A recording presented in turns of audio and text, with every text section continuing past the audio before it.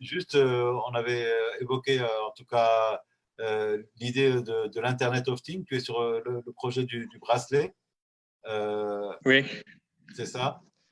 oui. Donc, du masque visière ou du bracelet? Alors, je ne sais plus où j'en suis. Euh, Tu es sur les deux, c'est ça? C'est un rapport en fait, les deux, non? Non, ils ne sont pas alliés. Euh, Non, là c'est le masque. On est d'accord? oui, ok. Donc, Je c'est un masque visière avec Un double masque protection. à double protection, plus que ça, il est intelligent. Un peu. Ok. Pourquoi le Maintenant, considères? je vais illustrer l'écran. D'accord. Ok. Ça marche bien? Ouais, ouais, nickel, nickel. Ok. Donc, bonsoir à tous et à toutes. Je tiens, comme j'ai déjà dit, d'abord à remercier Monsieur le professeur Mostachi Ahmed et aussi tous les membres du club et forum de Mévin qui nous a offert cette opportunité de présenter nos projets. Et on a l'honneur aussi d'être présent parmi vous. Alors, comme j'ai déjà dit, avec vous, Redouane Sbewar, élève ingénieur en génie électrique et management industriel à la faculté des sciences et techniques de Tanger. Donc, au sein de la société DataTech et en coopération avec la FST de Tanger, mon professeur Mohamed, on a développé un masque visière intelligent à double protection. Donc, et comme vous savez, il y a des centaines de médecins qui ont perdu leur vie dans les hôpitaux à cause de niveau, on peut dire à cause du niveau de la protection contre cette pandémie Covid-19. Donc, par conséquent, à partir de ces problèmes, le projet du masque visière Datamastic est né pour sauver la vie de nos médecins, premièrement, et nos infirmières qui subissent un risque quotidien de contamination, et aussi pour offrir au personnel de la santé un maximum de confort, puisqu'ils peuvent le porter pendant de longues heures sans qu'ils laissent de traces sur leur visage. Alors justement, pourquoi double protection? Qu'est-ce qui fait qu'il y a une double protection, si je comprends bien? C'est parce il y a une relève thermique aussi, c'est Oui, ça? on peut dire que pour la première protection, c'est qu'elle élimine la transmission du virus vers le visage. Et aussi, pour la deuxième protection, c'est que elles peuvent, les personnels de la santé peuvent le porter pendant de longues heures, puisqu'elle offre un maximum de confort. Et comme vous avez déjà vu, que les masques maintenant, elles laissent des traces à cause de fils élastiques. Donc, c'est ça. D'accord. Donc, OK. donc pourquoi Redouane, tu t'es intéressé à ces questions justement, je te tutoie, mais pourquoi vous vous êtes intéressé à ces questions justement de masque visière, de Internet of Things, de trouver des solutions comme celle-là? Parce que je trouve que puisque je suis un élève ingénieur et j'ai pas la capacité d'aider mon pays par l'argent, donc il faut innover quelque chose qui peut aider mon pays.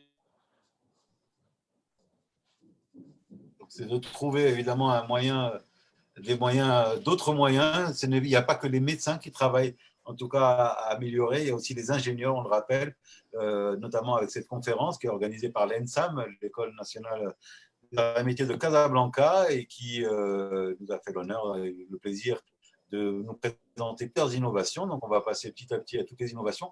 Je rappelle également que demain, il y a une journée qui sera consacrée à l'emploi, avec le devenir de l'emploi au Maroc, avec plusieurs intervenants, des consultants.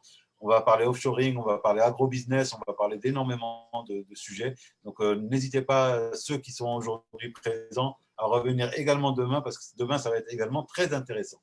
Donc, je repasse la parole à Mohamed VI. Donc là, je pense que la Euh, communauté allemande est revenue.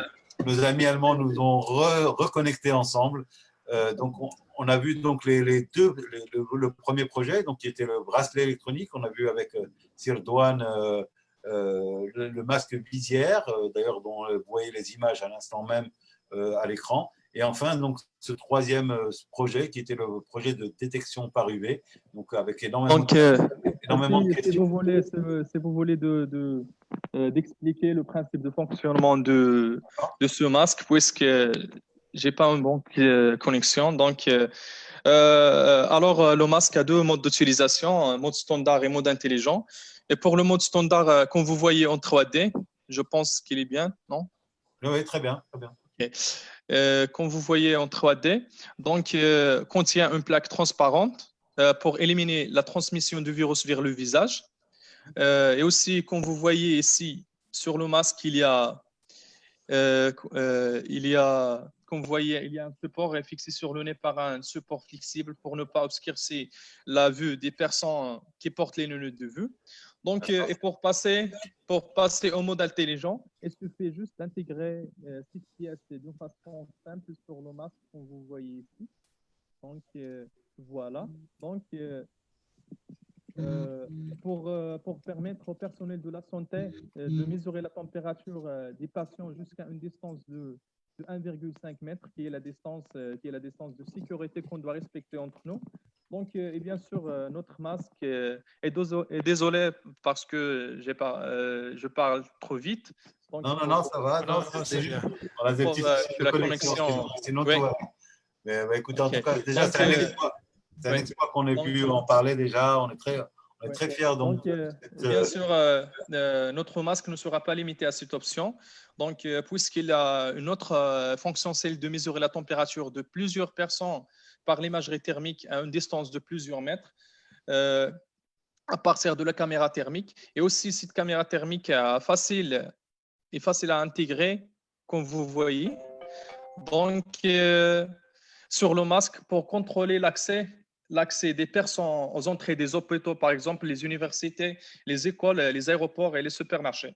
Et sachant que notre pays a atteint, on peut dire, la troisième phase aussi, comme il a déjà dit M.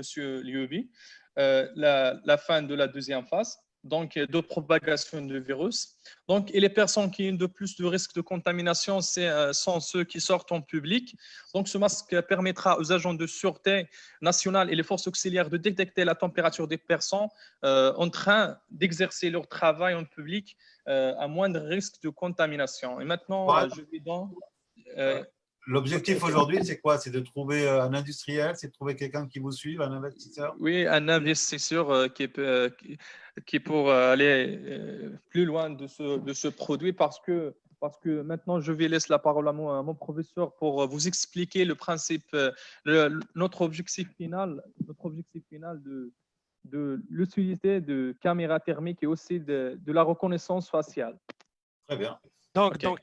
quelques mots, ben, voilà la caméra thermique que j'ai pris en service. Mais à partir de cette caméra thermique, sera liée directement aussi via votre téléphone portable. Et voilà, pour les agents de sécurité, police, gendarmes, ainsi, ils peuvent aussi à distance mesurer la température de plusieurs personnes. Donc voilà, et ça leur aide aussi d'exercer leur profession. L'objectif, nous, avec ben voilà, la faculté de sciences et techniques, qu'ainsi, là, je dois tout d'abord aussi, j'ai oublié de remercier le doyen de la faculté de sciences et techniques, ainsi le président de l'Université de Tanger, qui nous soutient d'une part. Donc, l'objectif d'Atatech, c'est une société aussi à Technopark à Tanger. On peut mener avec eux des projets d'ingénierie comme cela, l'amener jusqu'à le prototype. Mais la production de masse, ben voilà, c'est une étape où voilà, on a besoin des investisseurs Alors, qui de Tanger, reprend le produit. de Voilà. Tanger à Casablanca, de Casablanca Merci. vers tous les investisseurs. Donc, on rappelle trois très jolis projets.